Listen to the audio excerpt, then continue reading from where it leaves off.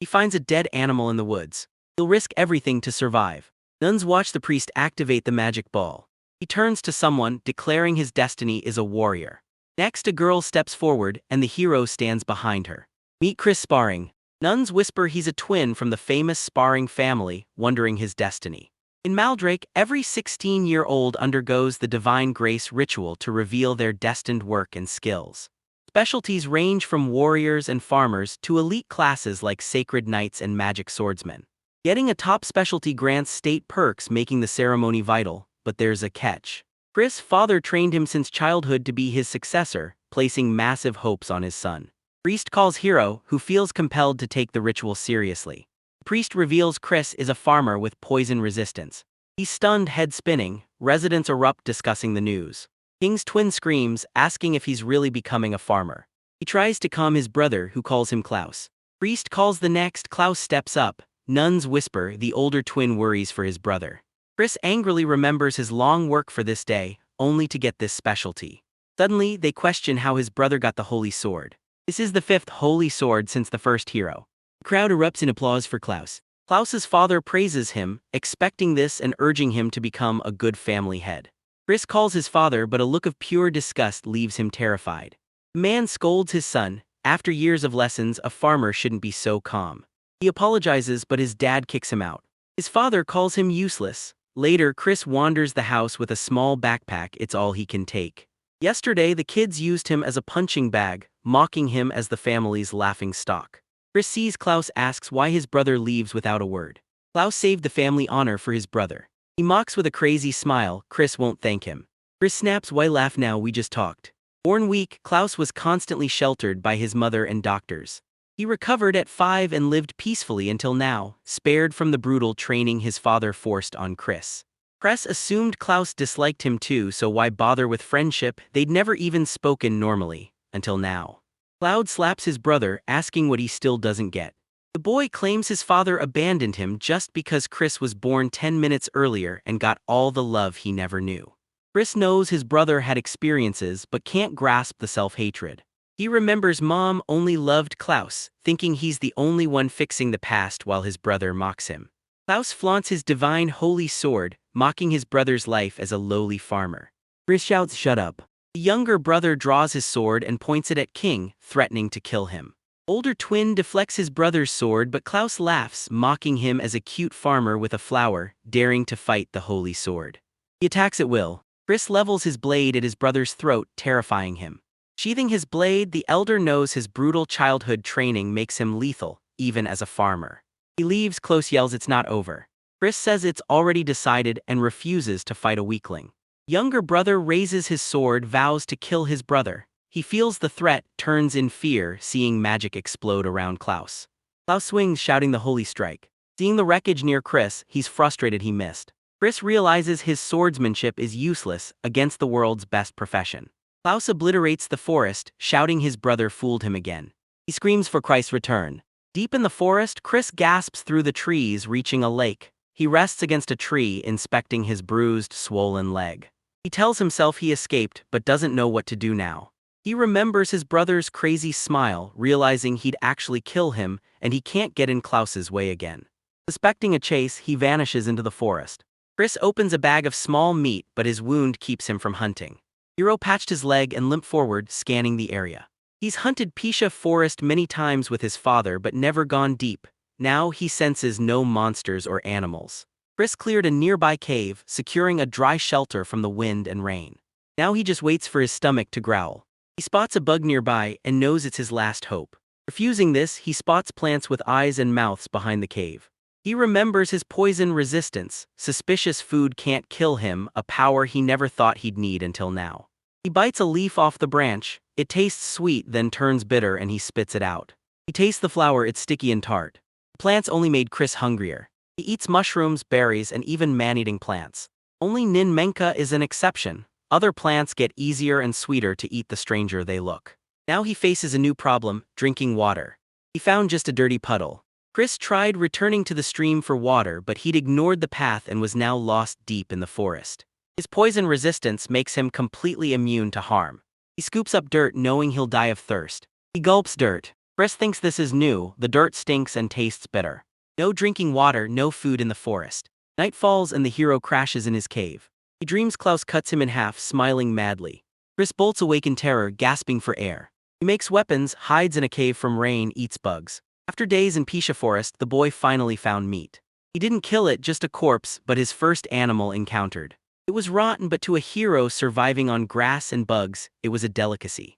The smell is so bad Chris can't stand it. He thinks weed will make it better. He roasts meat over the fire, but it turns into rotten rosemary fried filth. He bites, immediately thinking it's the worst meat he's ever eaten. To him, it's just a feast. He hasn't eaten this much in ages. The forest is safe, but food is nearly impossible to find. Chris's leg healed thanks to forest herbs, so he headed out to hunt monsters but only heard birds chirping. Sound catches his ear. He spots tracks and bare footprints, catching a faint animal scent. Hero ducks behind a tree. Chris spots a passing orc. Boy only saw orcs once, even his father struggled to beat one. If this orc matches the last, Chris nearly matches its strength, but powerless, he's just like his father. His homemade axe makes fighting the orc extremely dangerous. Desperate for meat, he ambushes the monster from behind. His axe grazes the orc. The monster swings huge bat at Chris, blind to the guy in front. Hiding behind a tree, the hero's glad the orc is wide open. Monster spots him and hits the tree, but Chris dodges. Hero hides behind trees while the orc swings, his club jamming in one. Chris axes the monster from behind, but the weapon snaps, leaving the blade lodged inside. He jumps back, the monster falls. Confused why the orc isn't moving, he thinks he's dead. The blood-soaked monster glares at Chris, but its wounds so deep the orc can't move. Hero defeats the enemy. His poison resistance lets him eat rotten meat, so he cooks a tasty meal from the orc. With clean water, he'd cook the meat differently, but he has no choice. Splitting the orc makes it too hard to carry, so he hoists the beast onto his shoulders and heads back to base. Chris finds the orc surprisingly light. Back at base, carving the massive beast takes forever, but the mountain of meat is a huge win. He keeps one catch, dries the rest. Chris craves meat, but he's already drenched and reeking of blood. He realizes he must wash in the dirty water. Grilling orc meat, he ignores the taboo of eating human-like monsters because survival is all that matters now. He takes out the cooked meat and realizes the dish doesn't smell rotten but like fresh meat. The hero tastes the meat to confirm. Chris is stunned by the taste. Juicy meat's aroma floods his mouth, the flavor penetrating every cell. He declares orc meat incomparable. He even devoured tomorrow's supplies, forgetting his plans to cook the meat differently because he was starving. Lying down, he recalled the orc's thick hair, tough skin, and the armored muscle hidden under its fat. Until today, defeating an orc with one blow seemed impossible. He smashed its head with a branch, then hauled it to base. He believes the specialty ritual is making his strength skyrocket. He's destined to farm, but his improving skills make him too good. Chris can't grasp Klaus's defeat made him stronger. Muscles grow stronger with injury, maybe he's the same. The boy doesn't realize his strength spiked too fast. What mattered was he defeated the orc on his own. He built a grass shelter, trained with wooden weapons, and gathered food. Chris drew stars on the rock daily for a month. He finished the orc meat, realizing he used to just toss the leftovers. His past hunger changed him. He killed monsters for food and couldn't waste the meat. He loves living in Pisha Forest, but the hero ate all his meat, and he can't survive on grass alone. Chris thinks his house is calmer, but he still wants to get to a city. His goal is to train himself to become stronger. He's determined to stun his father and the clouds. Chris bursts from the pond's depths, glad to be back. He survived on puddles and rain, going months without clean water and feeling emotions he once ignored.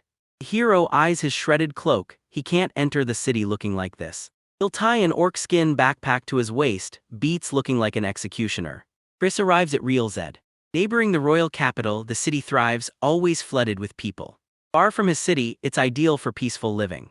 Now the holy swordsman, Klaus, was likely summoned to the capital.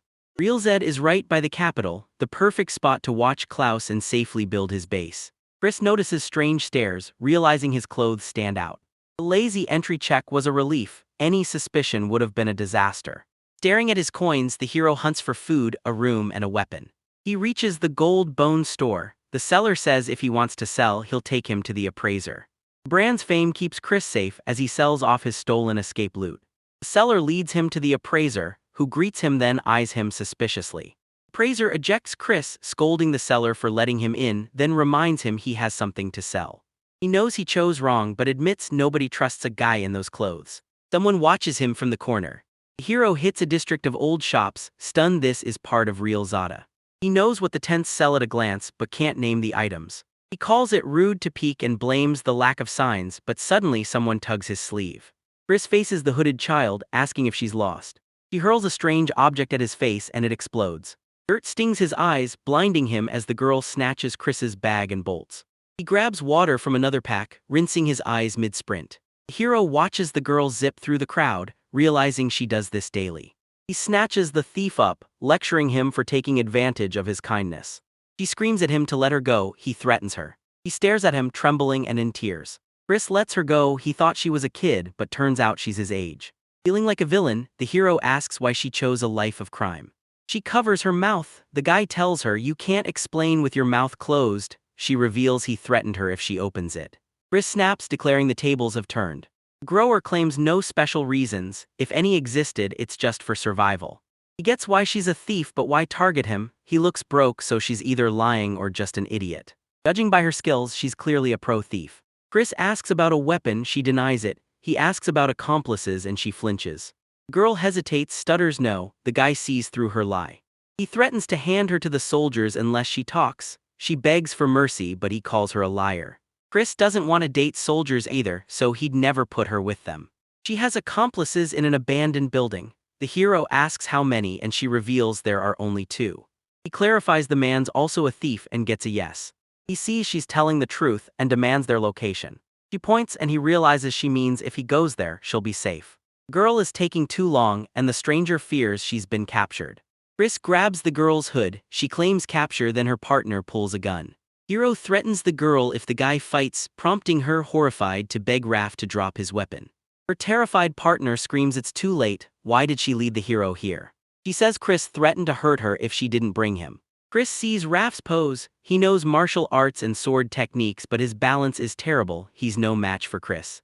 The broke thief asks what he wants, but the hero only came to warn them. He warns, rob him again, he'll start acting. Shocked by his simple words, Chris frees the girl and refuses their money. His price: information. Chris just arrived and asks for directions to the city center. Raph agrees to help. Hero asks the redhead. Frightened, she doesn't get her involvement, but he claims she's the main criminal. Chris needs intel on this unknown city, it's vital. He asks for names, but the guy interrupts, saying he won't get them, not even in death. The hero calls them Jesta and Raph, shocking the duo while Chris assumes they've already met. The guys show Chris the city and he thanks them. Raph wanted it, but the hero says, wanted or not, their help was huge. As the guys head back, Chris stops them, saying they missed the most important place. Yask asks where the loot goes, and Raph points him to a friend's pawn shop. Hero thinks more pawn shops are nearby. Raph asks why he needs them. Chris demands the guy lead him there. The guys tense at his request. The hero assures them he means no harm. He's gotta sell. Raph learns Chris stole 2, scolding him. Chris claims he only stole once, saying the items are his father's, but Raph argues it doesn't matter who from, stealing is stealing. He warns them, stay away and he won't interfere, but rob him again and he won't be merciful. He doesn't care about their business. Raph shouts he's no danger. Chris replies, help me, I won't strike. The guy says he understood everything. The place they take the hero is the last. They arrive and the seller confirms Raph and Gesta are here for him. Grandpa spots Chris and demands answers from the pair. Raph replies they met him today. He's selling something, seller should check it. Grandpa demands a name and the hero introduces himself. The salesman raises his hand, says Chris is a good name, then introduces himself as Raugans. Grandpa inspects the jewelry, confirms their value and tells the guy to browse the shop while he works. Chris eyes the 5 gold weapons, liking them but unable to afford them. He picks up the memoirs of Otto the botanist. He's never heard of the man and it looks boring, but something draws him in. He'll buy it cheap, but it's 3 gold. He's shocked by the high price for an old book. It must be special. Easter walks by, asks if he can read. Chris says he learned to read young, then asks what she can't and she confirms it. Gesta hesitates to ask as Rugen ends the assessment, noting the hero's long wait. Grandpa says if the price is right, he'll buy everything and start decorating. Earrings 2 silver, ring 4 gold, necklace 3 gold. Chris is stunned. Grandpa says this tiny necklace holds a sapphire. Raph says Raugan offers 3 gold coins yearly. Grandpa tells him to calm down, stop eavesdropping. Raph asks if Chris is actually rich, while his grandpa warns the guy not to outbid them. Raugan finds a pocket watch and buys it for 1 gold piece. Disappointed by the price, the hero realizes the watch is cheap, even though his dad treated it like treasure. He'll sell everything but the watch, and they strike a deal. Chris thanks Raugans, who admits selling stolen gear at full price was a win for him too. He asks for more, hero says no. He says he has a question. You show the book, but Grandpa says most people ignore it. He found it intriguing, raised the price but hadn't touched it in years. Chris thought the author was respected due to the price. Rugen laughs, saying he is just not famous or great. He claims experts call the book a masterpiece that outclasses everything else. The hero replies she intrigued him.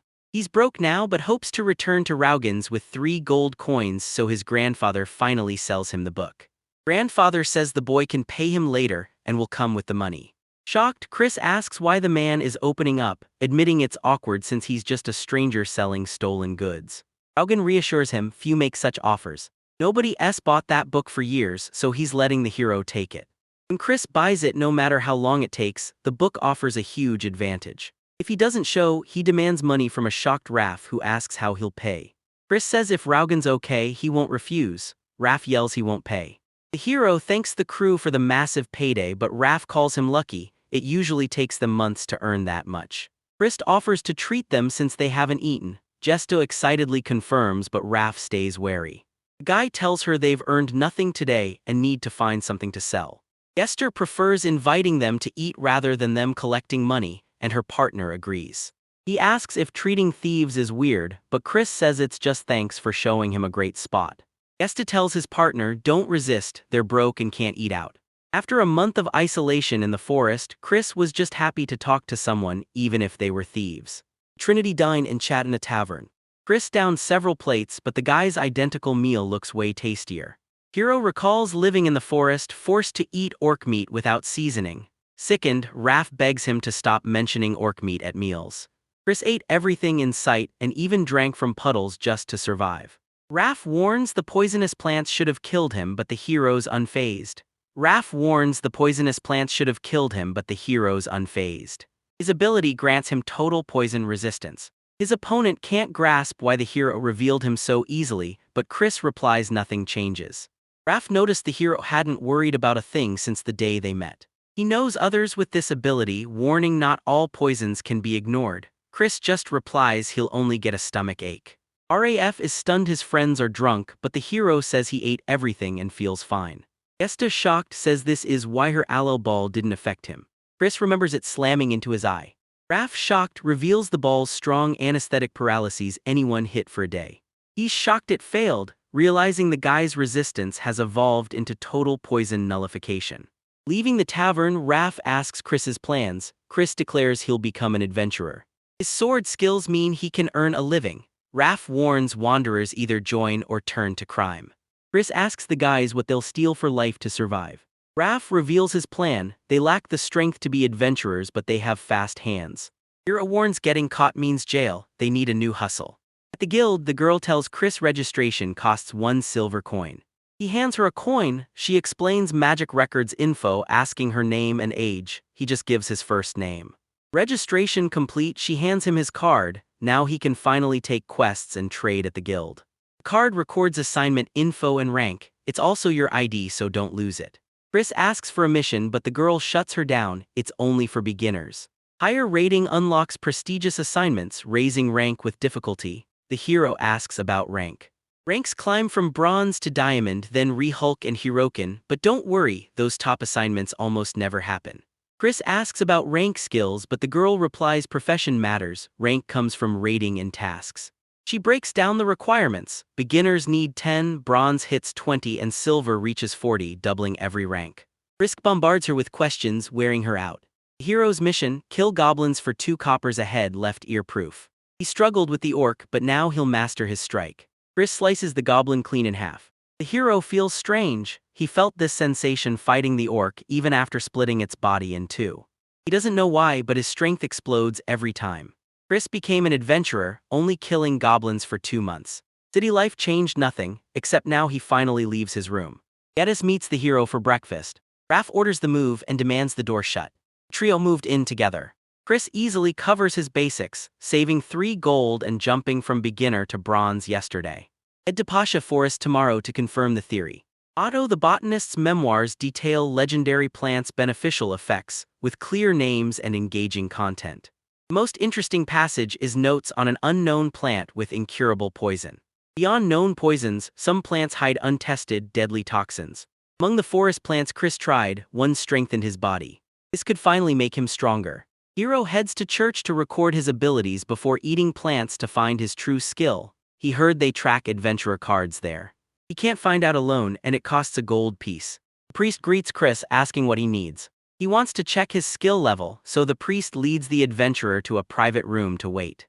Hero eyes the magic ball, wishing he could test himself without a gold coin. The priest enters, apologizing for the wait. He's Graham, this church's parish priest. He says there's no time for confessions, but Chris just wants to test his skills, so the priest steps up. Graham wants gold and an adventurer's card. He uses the ball and returns Chris's card. The priest quickly leaves, apologizing as the sacred ceremony begins. His card reads Strength 10 plus 6, Muscle 5 plus 8, Endurance 7 plus 2, and Agility 4. O equals. He expected more after fighting orcs and goblins, but abilities barely rose. He was still a rookie. Card hides his sword skill, but these numbers reveal his true strength. Chris guesses bracketed numbers added to current stats show skill increases from eating plants. This isn't poison resistance, it's total immunity. That evening, Chris packs supplies to leave. Guest wakes up and asks where he's headed. He apologizes for waking her, says he's leaving for a few days, and tells her to inform Raph. He already paid for the room, so they're all set. The girl says she'll tell the guy the news. In the forest, Chris remembers leaving, thinking it a valuable experience. Without food and water, he would have died if he lacked poison immunity. He returns to his shelter and finds everything untouched. He collects plants. 2 months studying shops and guilds, he realized the forest held even medicinal, edible plants. He's only gathering new plants. Remembering his meals would save time, but survival mode wiped his memory. Chris grills mushrooms on a shashlik, remembering they taste decent. He tries them, but the nasty aftertaste dries his tongue. It's gross but beats eating bitter plants. Next, he tries the carnivorous plant. It's sour and rotten, full of fly remains. Chris insists every plant is inedible. He must gather 30 poisonous plants and can't quit. He spends the week gathering plants. Worried at first, he finds the deep forest peaceful and easy to settle in. He says next time will be better, a real vacation, even if he has to pay for his mistakes. Chris hits the city, heads to the church. The priest asks if he just visited, and Chris apologizes for another request. Graham doubts the hero's skills grew much in days, but the hero says it's fine and the priest obeys. Chris gets a card with new info. If his skills don't improve, his plant collecting was a total waste. He sees his strength and endurance jump 1 point. The forest plant he found boosts skills, but he still needs to identify it. The hero will use any method. Now knowing it's possible, he'll do anything. Raph yells at Chris for vanishing a whole week without a word. Bewildered, the hero replies he asked Gesta to announce his departure. Raph keeps screaming about her message, demanding to know why he didn't tell him directly. He asks where he is and says the guy wants to move out. Hero shoves a shashlik in his mouth, denying he ever thought that. He hands Gesta her share of the shashlik. Girl thanks him. Raph eats happily. Chris tells her that once she's a famous adventurer, she'll invite him to dinner. He doesn't finish the sentence and Raph asks where the guy was. Chris knows he can't stay silent. After hiding in the forest, the hero returns to handle a task that's been bugging him. He asks the guys about their work as adventurers. Silence falls as Raph admits he and the girl are no good. A one-day goblin hunt costs 1 silver, accommodation 4, and food 6, leaving them broke. He warns about injuries stopping the hunt, but Chris cuts him off, calls it too hard, and wishes them luck. Raph tries to offer, but the hero instantly refuses him. The guy tries to suggest a team-up, but Chris cuts him off because he's too broke to support them both. Raph yells the hero's lying, no work all week, not starving, and he bought Miyakitore so he has savings. Guest tries to calm him, but Chris snaps that he earned everything through hard work. If food makes them fight like this, Raph's buying every time. Guy apologizes. Hero thinks he understands his friend, but the guy's broke. He wonders how to use the guys. Chris asks what they do. Raph replies no one reveals weaknesses, and they have nothing unusual. He tells them they're safe since he's already come clean. If he wanted them dead, they'd be gone by now. Jesta says she's a mage. Her ability is magical healing. Raph's livid. She talked, but the girl doesn't care. She trusts Chris. It's a combat profession, but weird. Rumors call it the most inconvenient. Mastering magic is brutal, requiring a magic academy or self-study with ancient grimoires. Only nobles or teens given high-class jobs after a sacred ceremony can study at these schools. Grimoires are expensive and require ancient knowledge to decode. Chris claims her specialty beats farming, but Gester agrees it's still not the best job. He sees her potential, wants to be a magician. He stole to save for the grimoire. He remembers her asking if he could read. Shocked he remembers, he claims he was just curious. Gesta asks a favor: if she gets the grimoire, will Chris teach her to read it? He's certain his magic training won't lead to elite combat. He agrees to her request, allowing her to change. Gesta's thrilled and thanks him for agreeing. Chris asks about Raph. Raph won't tell his specialty. She reveals Raph is a holy knight with divine strike, divine guardian, and defender's breath. The villain asks if that's everything. Holy knight, an elite combat job. Bearers join the royal guard, no knight status needed, adventurers can join. Gesta claims he knows the hero's mind, but a childhood knee injury still leaves Raph struggling to move. Chris realizes the guy's pose was solid, but his balance was off. Raph's annoyed he only figured it out because of Gesta's story. Hero says the guys are the only ones still just hunting goblins. Raph says he's unlucky. Chris thinks healing the knee fixes everything, but Raph knows better. Since birth, doctors have warned him these wounds never heal. Hero asks why he quit so fast over words. Raph snaps back, shouting that he never quit hunting for more healers. His injury was unhealable. Chris blames his childhood where an abandoned kid with nothing always fails, but he vows everything will change soon. He realized both guys had potential and he would team up with them. They celebrate, but the hero won't judge anyone's ceremony results after his own family cast him out for his. He refuses to team up, puzzling Rafa. Chris reminds me he's got his own business to handle. They'll only team up once the boys learn to kill goblins fast. Raph shouts to unite because they can't, calling the hero's request illogical, but Gester agrees. She's dead set, her answer puzzles her friend. They finally strike a deal. At the guild, Chris wants a quest. The counter girl says he's cleared for bronze missions, wanna try. The hero asks for work and she shows him the bronze rank quests. She asks what size extermination he wants. He says he can handle several. He flips through the assignments and picks a few. Exterminate poultry, small lizards, bubble streams in the eastern abandoned village, and hydro slimes in the lower Mitria River. She says wiping out one species is enough, while Chris asks why some tasks lack locations. The girl explains location-less quests need monster drops. He just brings monster bodies or tree parts to finish them. He confirms these quests mark monster locations for extermination and gets a yes. She says tasks mean finding monsters, gathering intel, killing them, and bringing drops. It's time-consuming. Chris asks which job pays best. She points to a poultry cull for a local butcher. It pays 1 gold but triples if he brings back a massive haul. Lowest paying task: hunt hider slimes and bubbles for 4 silver coins. He figures cheap quests only need 1 kill, which equals 20 goblins at his level. Bronze missions pay more, making the poultry mission seem better, but it's highly valued for a reason. Take too long and the quest money runs out. He's torn between tasks. Under the hot sun, insects swarmed the rotting kills as MC studied them from behind a tree. Suddenly, he senses a presence. His target appears, a hedgerous slime. The adventurer grows impatient. The hero mutters in disgust, his voice shaking as the slime inches closer. Warrior regrets his easy choice, now seeing his mistake. Even a win means trashing his monster-soaked gear. He spots a dark mark, the monster's core. He must stay alert as he can't tell if it's watching him. Warrior steels himself for the decisive blow. His mind clears. He needs 1 precise blow to win. He dashes, striking the core. The attack fails. Furious, 1 hit wasn't enough. He immediately strikes again. Sword ready, he charges the monster again. This time his plan works, destroying the core. Shaken by the trauma, Chris swears he's done with missions like this forever. A month passed since the Hadro slime. He learned to pick targets carefully, easily completing bronze-ranked missions. Days flew by as he ground through mission reports and prepped for tomorrow. The adventurer intensely trained his sword, also studying plants at the healing guild and herbal shops. After a month of non-stop work, the warrior was stunned by his savings. He'd already banked 20 gold coins, earning a steady 4 silver every day. Chris often visited Rougens. Entering, Rougens asked if he needed weapons. Chris refused, only wanting to pay for the book. The old man told Chris not to rush, offering a flexible price and checking his funds. Chris confidently assured him he'd saved every coin. Grateful for the chance, the hero knew Ruggin's book unlocked his true potential. The old man approved, accepted his choice, and claimed everything forever. The old man thanked Chris, but the hero brushed it off and kept moving.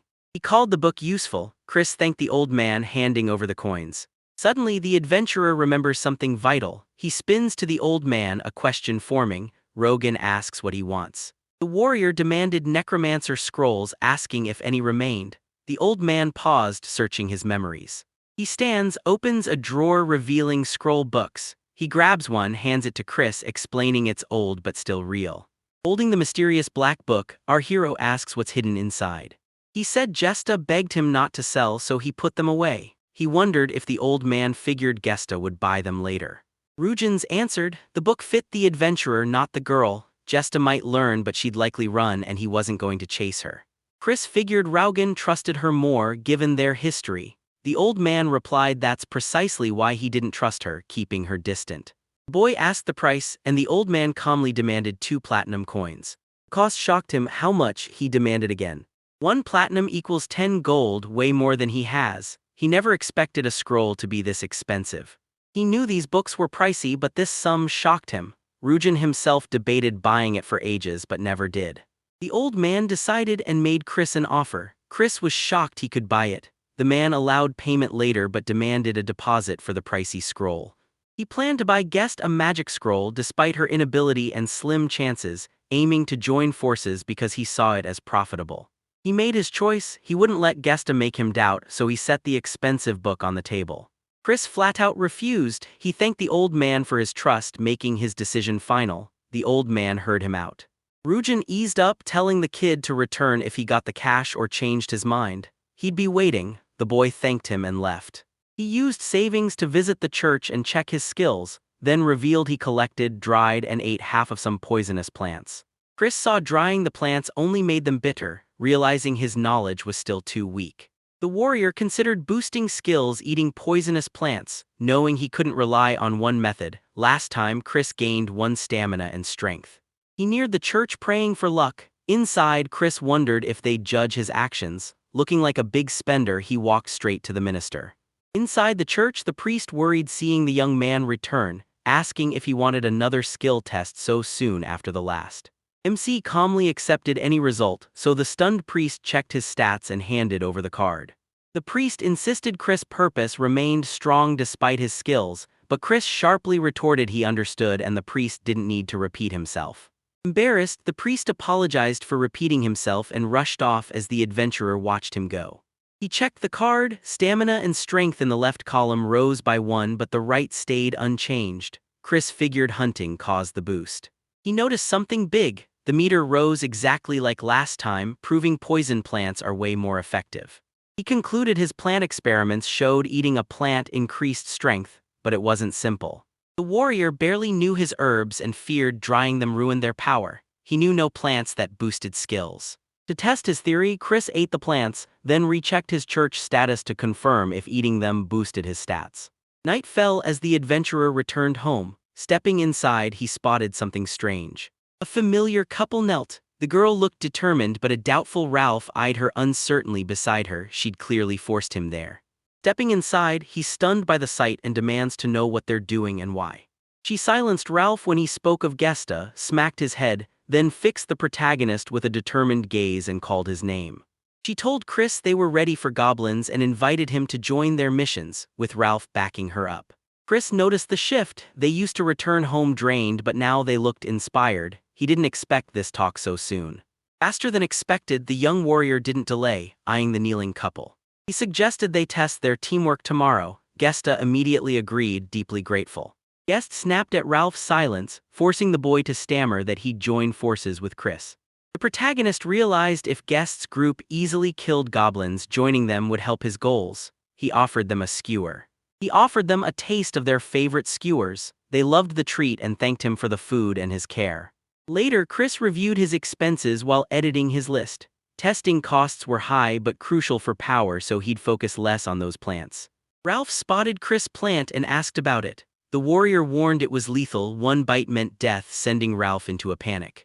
Ralph was furious Chris brought something so dangerous home, but the protagonist said not to eat it. It wasn't as dangerous as Ralph thought. He pressed further, suggesting Chris sold the plants for cash, but Chris calmly denied it. Chris repeated his ability allowed him to safely ingest them, but the group member insisted his power meant no need for such dangers.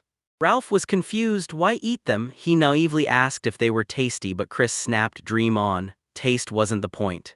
Gasping from his run, the guy realized his recovery was slow, telling the hero he finally understood his early morning departures. To move faster, the adventurer offered Ralph a piggyback ride, stunning the girl and making Ralph shout in shock. He argued he was fine to move alone, but Chris shot back he was too slow. This was the only way to go faster. He dropped an ultimatum, join the team or the deal is dead.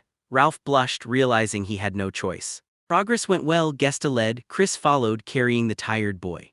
Reaching the goblin forest, he let the novice down and offered to show the group how easy the hunt is. Gesta asked Ralph if things were usual. Ralph confidently assured her they were, and they began work. Creeping through tall grass, they spot their target. The girl signals toward a small goblin with a club.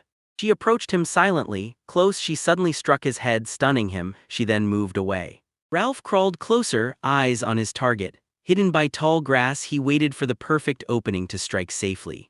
As the goblin charged, the boy reacted, piercing it. The blow instantly killed the monster. The girl then asked if he was impressed. The mage admitted her tactics looked weird, but proudly bragged they were crushing goblins with ease. Chris analyzed their style and cracked their secret. Guest baited the goblins toward the slow Ralph and they crushed them together. Their strategy was flawless.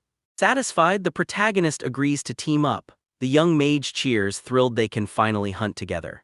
Ralph mumbled he handled goblins fine himself. The girl cut him off, annoyed he was at it again. Gesta asked if he wanted to hunt goblins forever or finally level up and take on real challenges. The guy told Chris they counted on him. Chris replied he counted on both, thrilled to work together. The warrior left to sell the loot, saving the details for tonight. The magician agreed, but the rookie threw a fit. He challenged Chris, did he already ditch their new team hunt? That evening, Gesta and Ralph excitedly greeted Chris. He welcomed them back as they proudly presented celebratory kebabs. Surprised they thought alike, he added he'd bought something on the way. The novice reminded them today they officially became a team. Ralph was bummed they didn't buy food, muttering you can't have too many kebabs. Chris revealed he bought none, but the boys froze when they saw the table. Seika Manaju's steamed meat buns, Maruha sashimi, and Maruha Canteen's additive rice piled the table. Gesta and Ralph gasped, recognizing dishes they'd only ever seen from afar. Ralph was overwhelmed and the mage cheered with joy. The rookie asked if they could eat and Chris agreed. He told them they're a team now and they've earned this treat.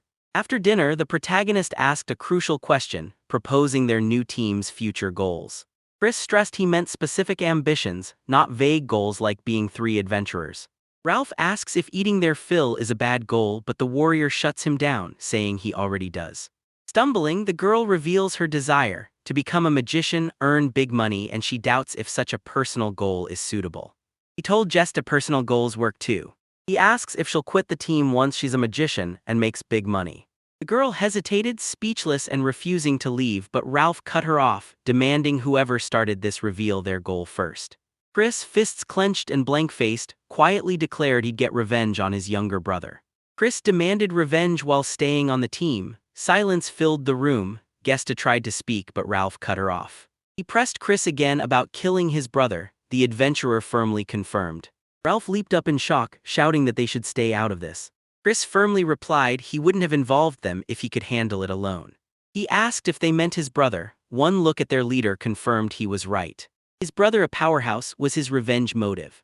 Gesta finally understood why he fled into that forest. The young warrior coldly added, if he hadn't tripped he'd be dead. Chris can't forgive Klaus for that moment. He knows his brother will kill him the next time they meet. The girl told the leader, in this situation, revenge on your own brother feels natural. Ralph understood and shared his own secret. His foster dad is dead, but he once tried to kill him. The budding adventurer firmly stated he wouldn't help Chris with a murder.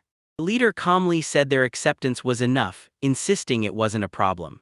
Ralph suspected he poisoned his brother with dry grass at night, but he denied it, claiming he just wanted to eat it. He knew poisoning a swordmaster was impossible, and even if it worked, he'd never do it. The guy heard the explanation but wouldn't quit, demanding to know the grass. Chris said he'd only reveal it once they were a team. The The leader said this poisonous herb boosts hidden abilities. Eat it regularly, your body gradually strengthens. The rookie adventurer was skeptical. He'd never heard anything like this in his life. Normal people die instantly from this poison, keeping its effects a secret.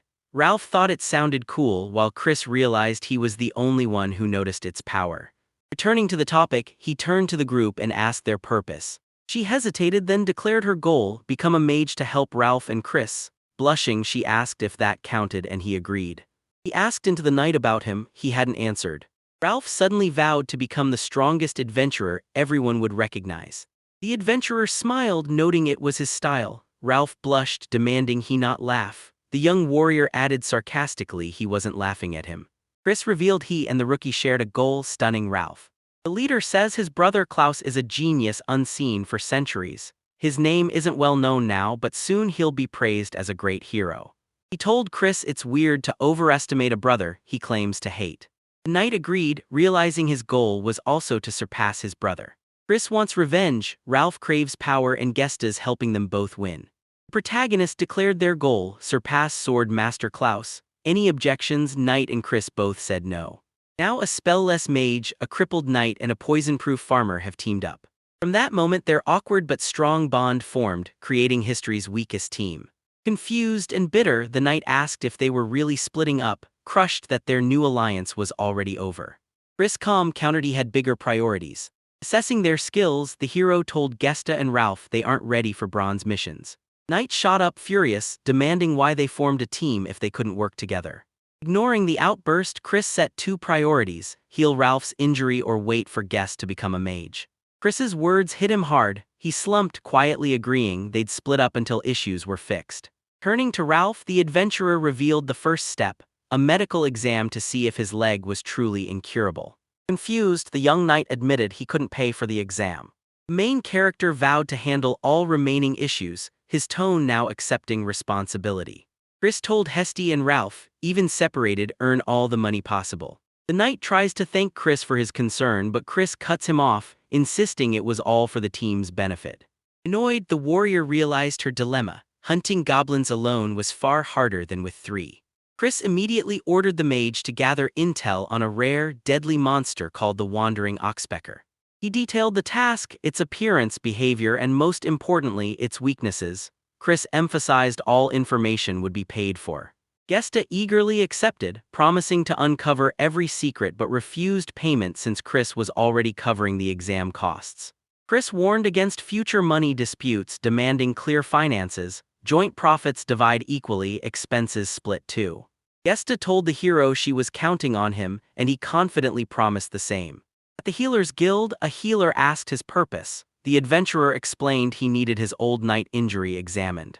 The doctor saw the severe leg wound. When asked, Ralph revealed it happened 7 years ago.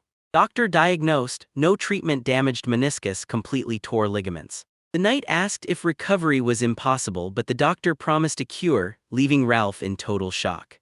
Doctor confirmed his story: major surgery needed. Open knee, transplant, stitch ligaments, inject metal slime oil into the meniscus, leaving the patient thrilled, asking, "Is this serious? Will it really help?" Chris asked the price, but the clerk warned it was expensive and he'd have to harvest the slime oil himself. The doctor demanded 20 platinum coins. Ralph gasped that sum was impossible. The MC rejects the steep price and demands an alternative, but the doctor warns the wound won't heal fast since the leg is already worn down. He said a fresh injury could be cured by a special potion, no surgery, but now time passed, no easy fix. The healer warned them this expensive surgery was the cheapest way the guild could fix his ligaments. Unsatisfied, Chris asked if he could get the operation cheaper outside the official Healers Guild. Anxious from the guild's news, Ralph couldn't sleep. The guest checked his room, but with no answer, she left to get the truth from the hero instead. The girl asked if his leg was hopeless, but Chris cut her off, denying it with a serious face. Confused, the girl asks for details. The MC explains the Healers Guild can fix it for 20 platinum coins. Chris remembered the doctor's hint about a man named Blood, so the team started hunting for every scrap of info on him. The adventurer reported his findings to Gesta. He learned Blood was once the guild's best healer and he could profit greatly from his skills. Medicine advanced, making his blood knowledge useless. Rumors say he now lives on the capital's outskirts treating the poor for pennies. Ralph sulked, certain this low-life doctor would fail, but pragmatic Chris saw a chance. Suddenly the young magician understood Ralph's actions. Chris talked. The healer is in the capital, but he refuses to go, warning Gesta and Ralph that meeting his brother Klaus would be fatal. He asked Gesta to join Ralph at the capital for a bloody negotiation, adding he'd cover trip costs. Gesta instantly grasped the problem. Next day they split. The group hit the capital while the MC handled his mission. He went back to the church to train. A familiar sign confirmed his guess. Constant church status checks finally taught him to identify stat-boosting plants, turning his progress into a system. Group left for the capital. Chris went to Baisha Forest to collect main poisonous plants and discover new medicinal or dangerous types. The first BCC was a small purple flower Chris knew boosted stamina from past experiments. Chris first found this plant by a monster's corpse on his first visit to Baisha Forest. It looked harmless, but marks showed the monster died eating it.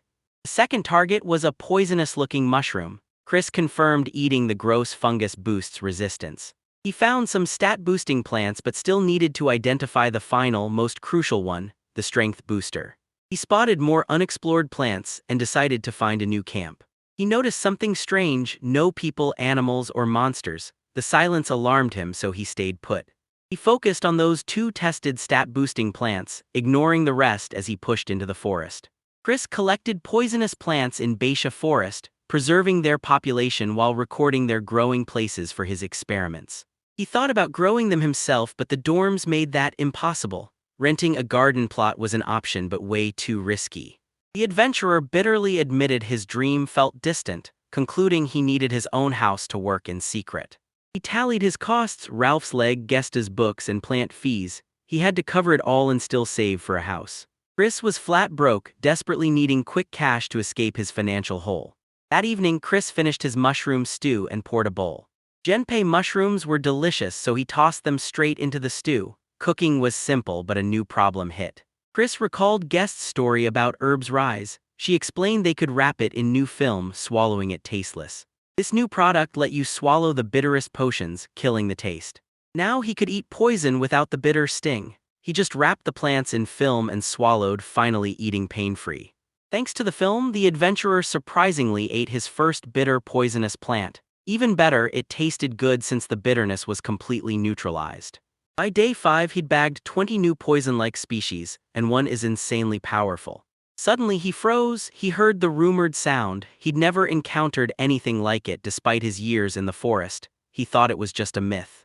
A massive shadow loomed. Chris froze, hand over mouth, staying dead silent. A massive-legged beast passed. A massive beast loomed with giant paws. The young man struggled to name the creature, sensing an ancient, dangerous presence. He finally remembered: the forest's master, the Duculus. The Diaculus targets everything it sees. Once marked, it hunts you relentlessly until you're caught. He spots it, rushes the tree. The creature's so strong it fells the tree with one blow. Everything was fine until it turned into a disaster. Cursing in terror, he knew he had to strike first. Hero reached the grim, inevitable conclusion: no escape, he had to attack. Waiting for the Diaculus to close in, he leaps and strikes from above. Chris sized it up. He'd planned full gravity from above for max damage. His ideal position allowed the strike, but the monster felt nothing.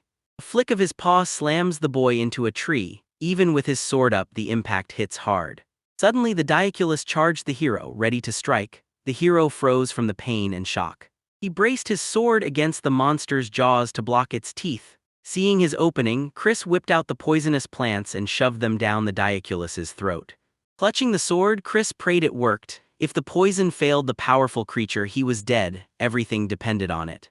Poison was working, but the monster still lived. He couldn't drop his guard. After the blow, Chris saw the Diaculus briefly stunned, a perfect chance to finish it, but he wasn't in shape. The hit knocked him back, every move hurt. To stay alive, he chugged a healing potion and pushed forward. Chris mustered his last strength, determined to land the decisive blow before the monster recovered to counter. Sword in hand, the hero faced the Diaculus's predatory glare. Both were wounded, pushing to the very end. Instantly, the hero rushed into the attack. Spotting the movement, the beast charges.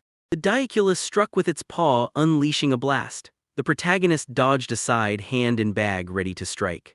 He finds the opening and strikes. After his attack, he felt a strange shift. The force shattered his sword. Too late to move, a massive paw loomed over Chris. Then the huge creature collapses, shaking the air. The poison worked. Stunned and near death, he sank to the ground in disbelief. Chris exhaled, believing he'd finished. Late that night, he stepped inside to find Gesta had already beaten him home.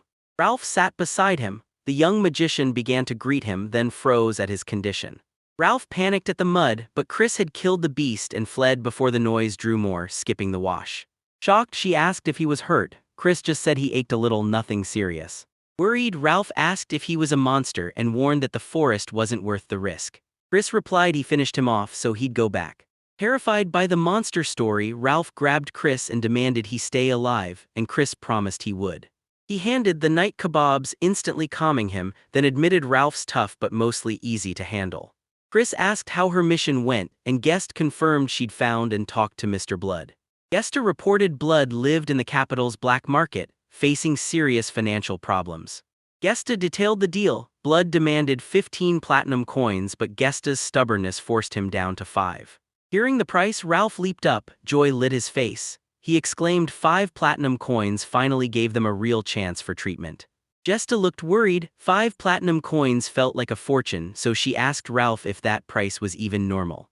Chris expected the sum. He'd formed the team from day one to save for Ralph's leg. She vowed to master magic at any cost. Their team's survival was just as vital as curing Ralph. Stuttering, she deeply thanked the adventurer, respectfully addressing him as an elder. Chris winced at the formality, reminding his teammate they're the same age and to drop the polite act. When Chris suggested informality, the girl calmly but firmly replied she preferred respectful speech. Seeing her comfort, the warrior had no objection. Ralph mumbled about Chris's forest trip, but was told to finish chewing before speaking. Done eating, the knight faced Chris. He reminded him the monster wasn't everything, then asked about his task and findings. Chris explained he was ambushed leaving the forest, preventing him from finishing the collection. Chris still grabbed 2 bags packed with volumes. Shocked and jealous, the knight shouted that the leader was already stronger, and now the gap would only widen. He replied he must get stronger, or he couldn't provide for them. Ralph got defensive, admitting it was mentally tough, but he didn't mind. Chris reached the deserted plain's edge, scanning the area. He muttered, "This is it," matching the guest's description. Targeting the lost expert, the leader declared his return to full-time adventuring now that herb gathering is over.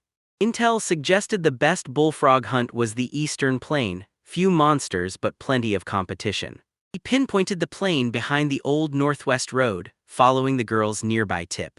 Chris noticed a key detail: nobody ever comes here. Scarce info on fighting monsters made his undertaking incredibly risky. Walking through the rocks, he finally found his target, a bullhead with massive wings. He menacingly sniffed the air, hunting a scent. He muttered that everything matched. He was the lost bull ready for the meeting. The warrior reviewed facts on the monster. He hadn't tried it but heard Bikataksa meat was edible, sold at markets. It has wings but can't fly, only jumps higher. Underestimating this beast is fatal. Priya studied its moves: stay back and the bull spot charges with its horns. Chris weighed his strategies: close in to dodge attacks or strike from afar out of range. Choosing the first strategy, he slipped into the blind spot. He lunged, striking the leg precisely. He pulled a hammer and swung straight for the skull. Remembering a warning, incorrectly killed bullfrogs lose meat value, the adventurer stunned it with his hammer, then carefully butchered his prey. Standing over the massive carcass, the warrior wondered how he'd carry it alone, then remembered the mission only required the tenderloin, tongue, and fillet. Chris, finding nothing else, carried the carcass to the butcher's service entrance. The butcher greeted him, then stopped mid-sentence, seeing the main character. Refusing to waste the meat, the leader shamelessly hauled the entire bull carcass. The butcher stared, impressed. Blood drained perfectly, entrails removed, keeping the meat fresh. He couldn't hide his surprise. He called it the best bullfinch he'd ever seen. The shop employee marveled at the craftsmanship, never meeting an adventurer like him. Chris asked if the meat would sell high, and the butcher nodded, promising a massive payout for the carcass. He called Nathaniel, telling him to wait as he butchered the carcass. Then he ordered him to bring the adventurer a towel and fry him meat as payment. He began butchering the carcass for appraisal, telling the adventurer to eat and wait for his call. The butcher paid 5 gold instead of the promised 3, then fed him meat, lifting the hero's spirits. Chris did the math: he'd earned over 12 times the usual 4 silver bronze payout. With 5 gold coins and free food, the leader confidently thought he'd quickly hit his goal.